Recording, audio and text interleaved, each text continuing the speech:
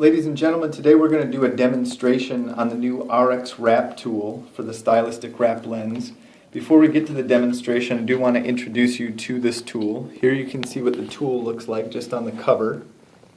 When we open this tool up in a kind of a bifold, you can see that the tool provides compatibility of the different frame types. It also provides the RX lens availability chart. This is a quick reference availability chart. For the Stylistic Wrap tool, there is certainly a more in-depth lens availability chart, probably something along the lines of what you're most familiar with seeing. When we open this tool up further, you can see that there's a 7-step process for measuring whether a given frame will work with the new Stylistic Wrap tool. And we're going to do that today. To get started, I want to introduce you to 4 different frame types. We're going to be looking at a Wayfarer style frame. We're going to be looking at an aviator style frame, another frame that would probably be in line with what you would expect for somebody that does a lot of outdoor activity, maybe running or biking, and then a frame that might be more along the lines of something somebody would use for fishing or what have you. Uses of the frame really are not that important for the Stylistic Wrap, although we do position Stylistic Wrap for fashion, sports, and safety. For the purpose of this demonstration, I just wanted to have a collection of frames, that some of them that we know will work, some of them that we know will not work. So with that, we're going to go ahead and get started. I'll start with the Wayfarer frame. When you're using the Stylistic Wrap tool, the first thing that you want to do is check the base curve of the frame that you're going to be using. So the base curve, you're looking for a frame that has a base curve of somewhere between 5 and 8. If you have a base curve that's less than 5, it does not require a wrap lens. You could put a traditional lens into it. So we'll start with this Wayfarer frame. Here you can see you're going to be putting the frame upside down to measure this base curve. And for this Wayfarer, I want you to note that the Wayfarer, when I line up the nose here, really doesn't require a wrap lens. So this Wayfarer would not be a frame that you would need the Stylistic Wrap lens to use with this frame. You could use a traditional lens with it. For all intents and purposes, the Wayfarer I'm going to put back because it does not require the Stylistic Wrap. So in essence, the Wayfarer has failed at step 1, which means you do not need to go to step 2, 3, 4, and beyond. Next, I'm going to move to the aviator frame. Here you're going to see that this aviator frame, this particular aviator frame, is roughly a 5 base. Alright, so because it's a 5 base, we know that it passes step number 1. It fits between the 5 and 8 base curve. If I take the same frame and I move down to the wrap angle, you can see that the wrap angle of this particular frame, when I line it up, just all eyeballing the outer edge of where the lens falls on this tool, it appears to be about a 12-degree wrap angle. You're looking for a frame that falls between the 12 to 30-degree wrap angle for the Stylistic Wrap lens. So this aviator frame passes step 1, it falls between a 5 and 8 base, and passes step 2, it falls between a 12 and 30-degree wrap angle. As such, the next step would be to move to step number 3, which is to measure the PD.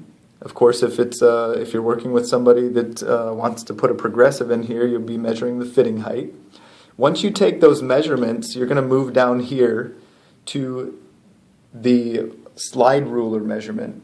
Based on that PD that you've just taken, let's assume that you've just taken a PD measurement of 31. You're going to set this PD ruler to 31. That means that you've executed steps 1, 2, 3, and 4. Step number 5 is going to be positioning the frame face down so that you can determine step number 6, whether this particular lens is going to cut out based on the frame that you're choosing. All right, so we have a 31 PD. Here you can see that the outer edge of this lens appears as though it's going to cut out in probably an airwear poly and a 167. Now, one of the things that I want to highlight is that this tool is very conservative. That means if it looks like the outer edge of this lens is going to cut out in a given material type, if just eyeballing it, it looks like it's close, maybe it will, maybe it won't, I can say with a high level of confidence it's going to cut out. We've created this tool so that it's very conservative, so that you're not sending in frames that look like maybe they will, maybe they won't cut out. If it looks like maybe it will, maybe it won't, I can say with a high level of confidence it will cut out. So this particular frame has passed step number 1. The base curve falls between a 5 and 8 base. The wrap angle falls between 12 and 30 degrees. You've taken the PD measurement. You've set the slide ruler based on that PD measurement. You've placed the frame face down. You've identified that it looks like it's going to cut out, and it looks like it will cut out in a poly or a 167 material. Once you've walked through each of those 6 steps, the 7th step that you can see here is simply entering those measurements into your ordering system. Now the measurements that you're entering into the ordering system are going to be the base curve, the wrap angle, the PD, and if of course you're working with a progressive, the fitting height. What you're going to notice is that there are optional measurements that you can enter into the system. These are not required. Those measurements are the Panto and the Vertex measurements. Now, when you've entered those measurements into the ordering system, you're also going to send the frame into the lab. The frame is going to take, the lab is going to take the frame measurements as well. They're going to do a base curve measurement and a wrap angle measurement. Of course, they have much more precise equipment to be able to do that. But you do have to submit these initial measurements just to submit the order.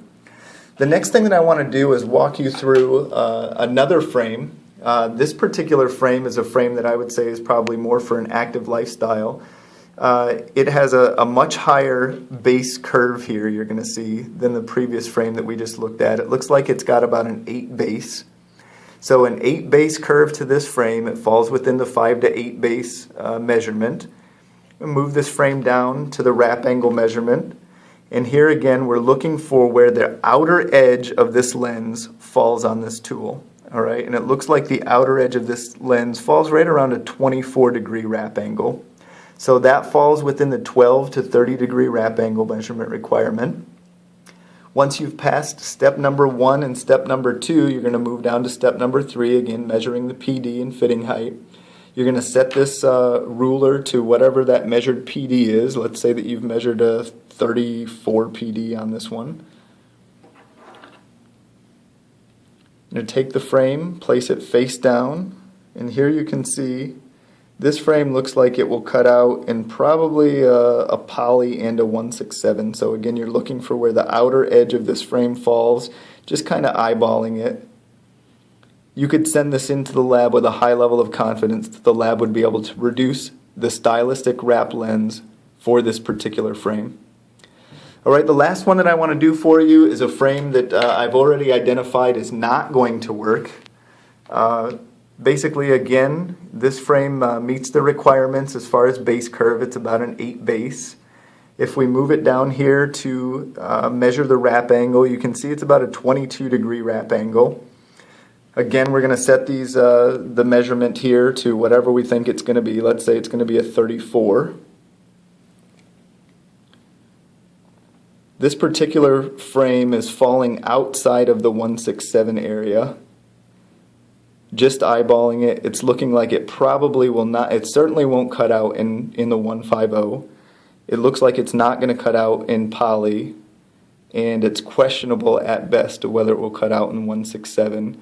This is a frame that I probably wouldn't send in. I would direct the patient to try to find a different frame for this particular lens. Now, ladies and gentlemen, this is a demonstration of the WrapRX tool. We really hope that this demonstration is helping you to fit your patients with a high quality wrap lens, that lens being the Stylistic wrap lens from Essilor. If you have any questions about what you've seen today, I want to direct you to your lab representative, and have a great day.